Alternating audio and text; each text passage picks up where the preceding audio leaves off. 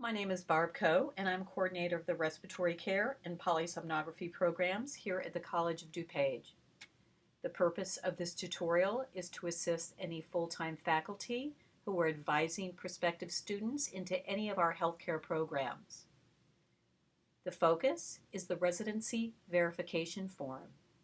I will cover its importance and how to complete and submit the Residency Verification Form in this tutorial. I'll begin here on the College of DuPage website. In the search bar, I'm going to put any one of the programs, but I'll put our own respiratory.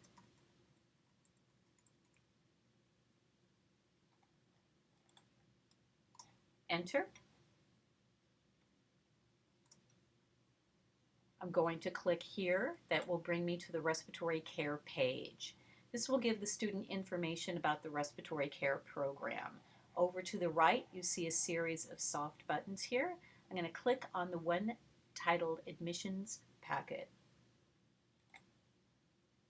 Once the student has navigated to the admissions packet, specific in this case to respiratory care, we can find information about the residency verification form by scrolling down, and in this case, to page 3.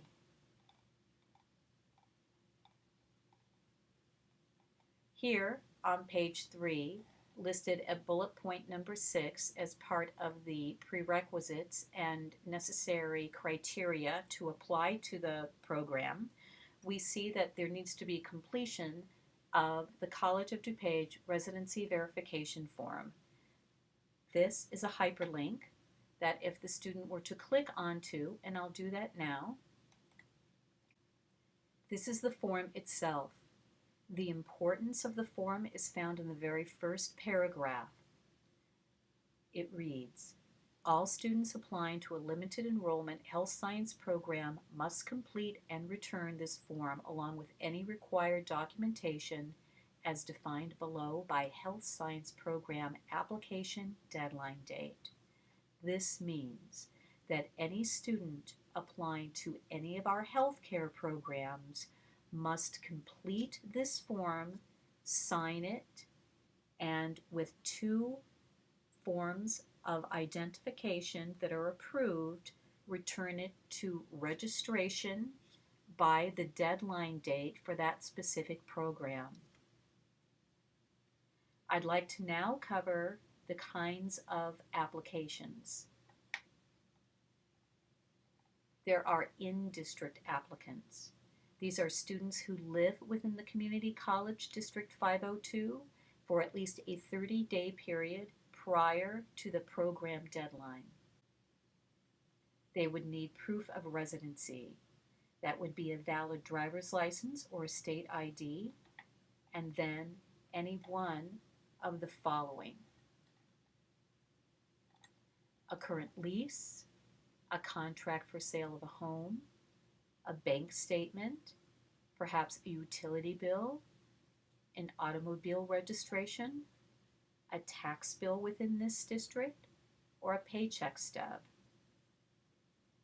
A second category of applicant would be out-of-district applicants. However, you work full-time within the district.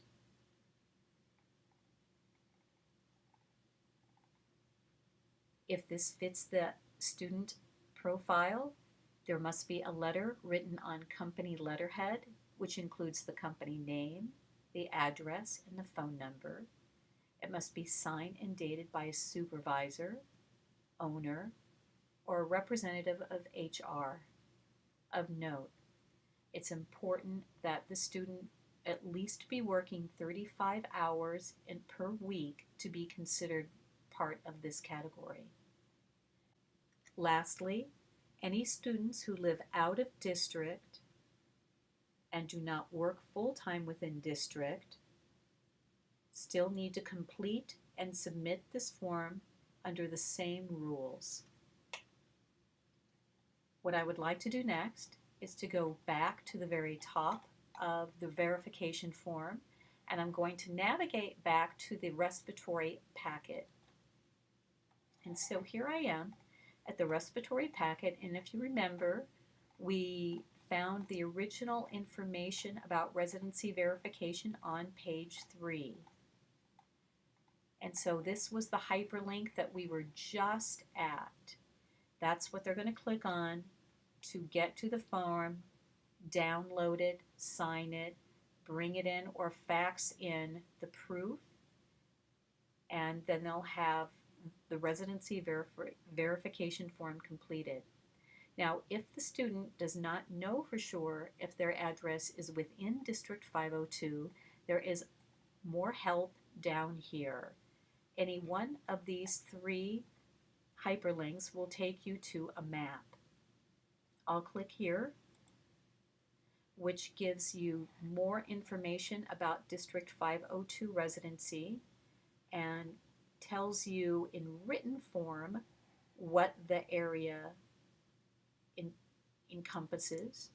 And then also here is a button that is COD Community College District 502 map. So if the student clicks on that, what they'll be brought to is a map, and then you can zoom in and out by navigating these buttons and making it bigger.